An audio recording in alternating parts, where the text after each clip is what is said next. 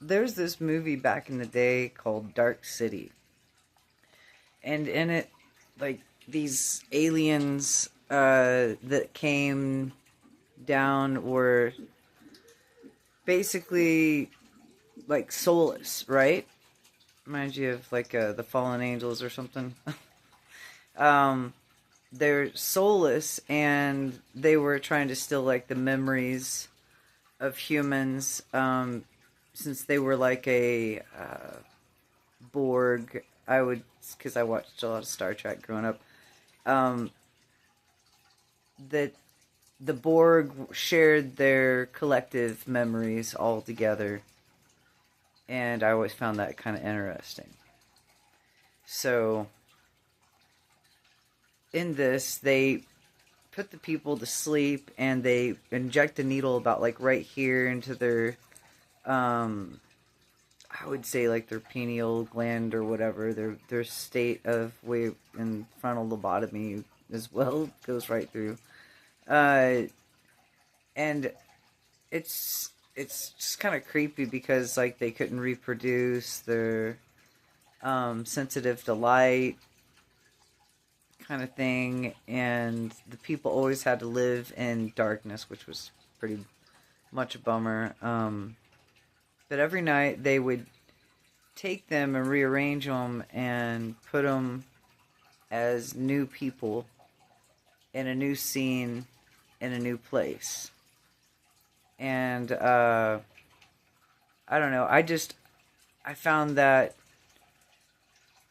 um, strange because, when we have dreams and things like that, we can remember like castles and the total way to get in and out of places as if we've always known those places, and land and miles and miles of land memorized. I mean, not just in real life, but in your dreams as well. So doesn't that make you wonder, like, um, and you've been, I don't know, I've been personally, other people, different things in my dreams. I've always asked God to have empathy for other creatures. So I think part of that having empathy is imagining that you are that, obviously, that creature, So having those dreams is a part of the human consciousness of actually caring to connect with those creatures, to have that empathy that maybe, you know, others didn't. But, yeah, here's just part of the beginning to that movie. I just think it's so strange because, if he was to imagine a race that would make humans like into a people zoo, it might be, this would be one of them. And I always wonder, is this, because this came out, I don't know, maybe around the same time as The Matrix or earlier, but anyway, it's very interesting. So you'll have to check this out. First, there was darkness. Then came the strangers. They were a race as old as time itself. They had mastered the ultimate technology, the ability to alter physical reality by will alone. They called this ability tuning. But they were dying. Their civilization was in decline. So they abandoned their world, seeking a cure for their own mortality. Their endless journey brought them to a small blue world in the farthest corner of the galaxy. Our world. Here they thought they had finally found what they had been searching for.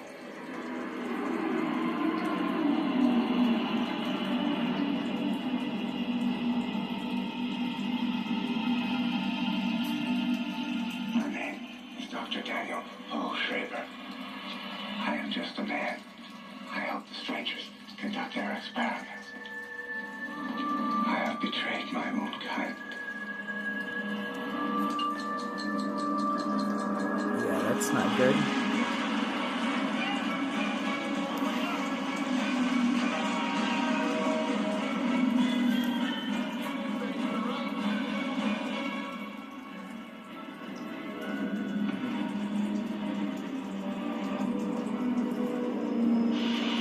So,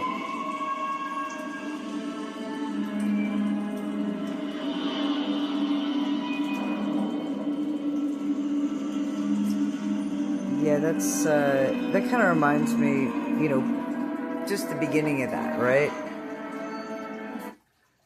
Betray their own kind. How you think, if there was an actual, real alien attack on humanity, there would be some kind of like help from your government, when the government themselves were the ones to sell the extra humans out to the underground race that Eisenhower did back in the 1940s. Because he allowed them to take a certain amount of humans, had they,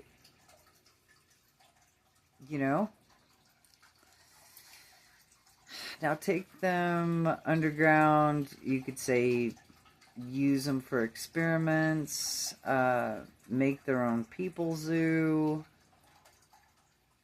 hybrid them out. There goes, I guess that's under experiments, right? So, but they were allowed, Eisenhower said, to take the overpopulation. Now, the Eisenhower had put the CIA into order in place. Then, and now it stands still this day. And they've known about that, government taking its overpopulation and sending it to the chupacabras. It's way worse than them. I don't know. People call them the Greys. I don't know if I would confuse them as the ant people, but it's definitely not good, though. Anything that's usually taken underground is not good. Just saying. Just putting that out there. Now, they say a certain amount of humans also were taken to marine bases into the oceans to be hybrid and to become a part of whatever beings, are down there, and as well as experiments to actually have them not know about this world or society and how intelligent they could be if separated from society. Now, there are all kinds of experiments and things, I think, going on this planet. And one of the things I would say that, it's all over, like, YouTube. Maybe some people don't watch it. Maybe it's a little bit too weird for them, right? But is SCP. Secure, Contain, Protect. And they have some interesting stuff. And one of them that I found interesting was about how underneath, the Vatican, there is, they say that creature that they have to do the rituals with so it doesn't break that one last chain to end the whole world. And who does, exorcisms? Only the Catholics that I know of. And if they're doing exorcisms, maybe they were the only ones to have that King Solomon's book to control the demons. Wouldn't that make sense? As well as they took the Library of Alexandria, right? And kind of did that in as well.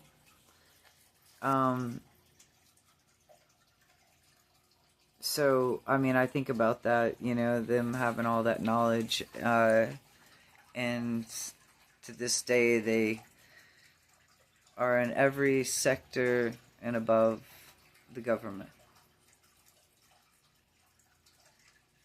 No matter what country it is. So I've never seen any kind of rulings besides that, but that has always interested me, how, there's all these realities going on at once, and CERN has a dimensional particle accelerator that can accelerate time and space and open up dimensions. And these creatures that they say that they've let out of these places, have came out and taken out scientists? What? So I vote no. Let's close that portal as soon as possible, eh? That don't sound good. That don't sound like something you should be participating in, or it doesn't especially sound like something that we have any business messing with when it sounds like Pandora's box.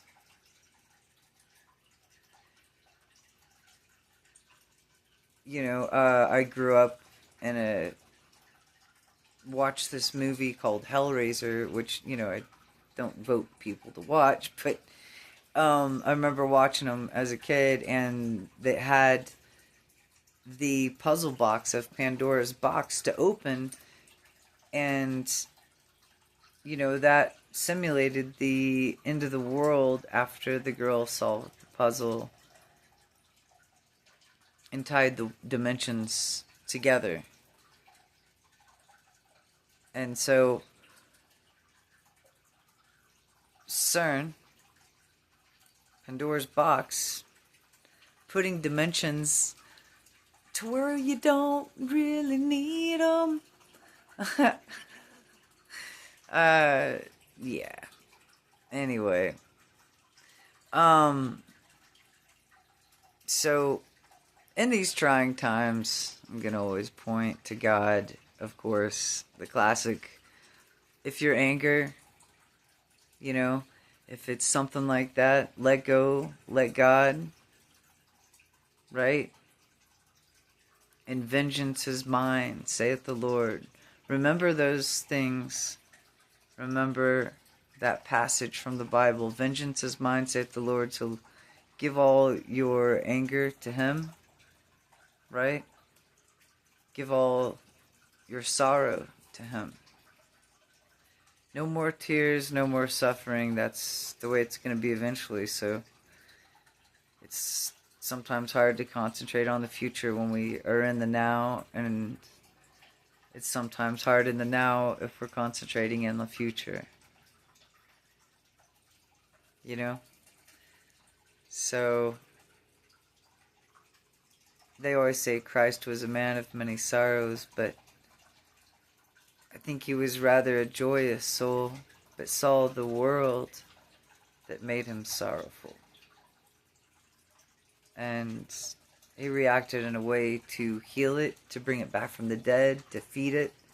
And there's no one Doesn't matter if they could do all those miracles. He said, you'll do these things greater than I, that I haven't seen anybody as great as him yet. And I think everybody's been waiting for him to return.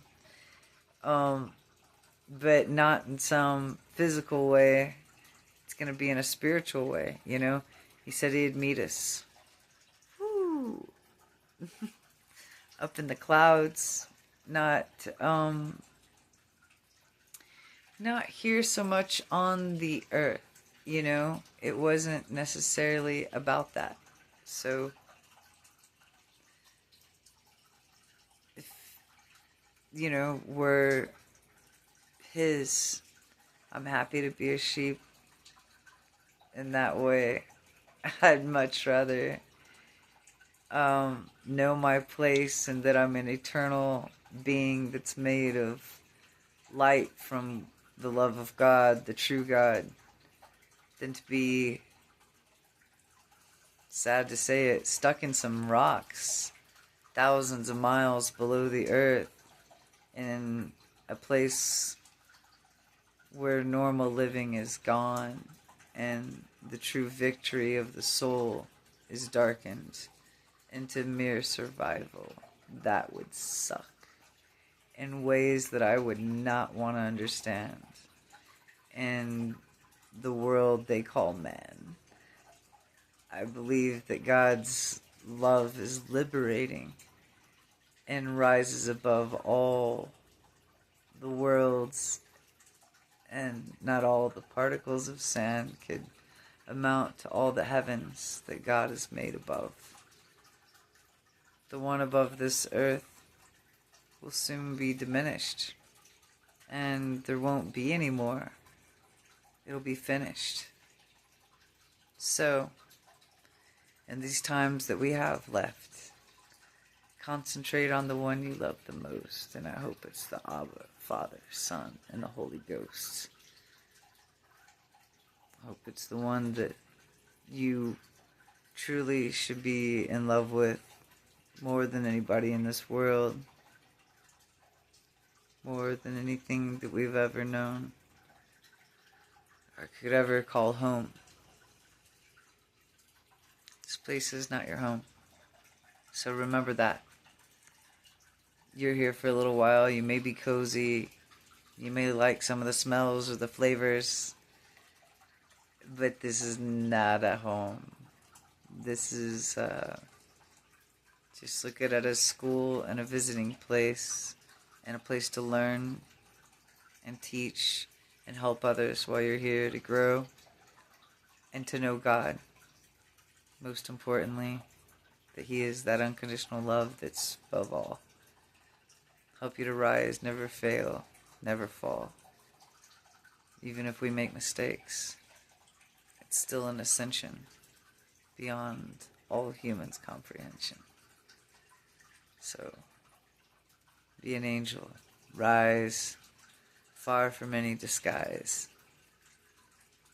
Let your soul go back to where you know home truly is.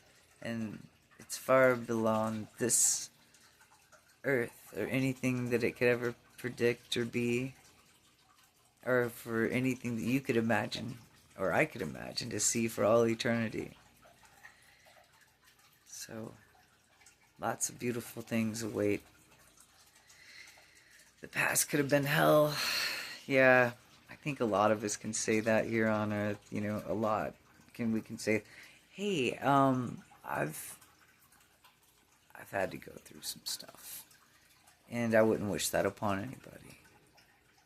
You know, I wouldn't wish that upon anybody. Not my worst enemy. I wouldn't wish that anybody would have somebody that they thought loved them, you know, do the things that have been done to me.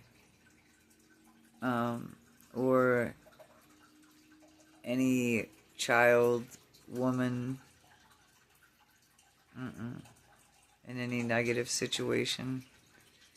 Always to remember to go to the safest place. And obviously it's not with anyone with that, you know, evil face. Stay away from those type of people. Feel the vibe. Get away from them. It's kind of like the people that were the bad aliens in Dark City, you know? And then part of it, you kind of feel sorry for the alien because they never knew what it was like to be a human soul. And they were searching for something they could never become to make them whole. So when these humans say they want to sell their soul, you're really just trying to get rid of the best parts of yourself. That doesn't make any sense. To acclaim some temporary status in this world that won't last forever. Don't let that be your endeavor. But let the world from God be the one you hold on to more than this world could ever imagine to hope or do. Because it ain't through until God says it's through, till Judgment Day comes. And with Him, thank you, Yeshua. We're one.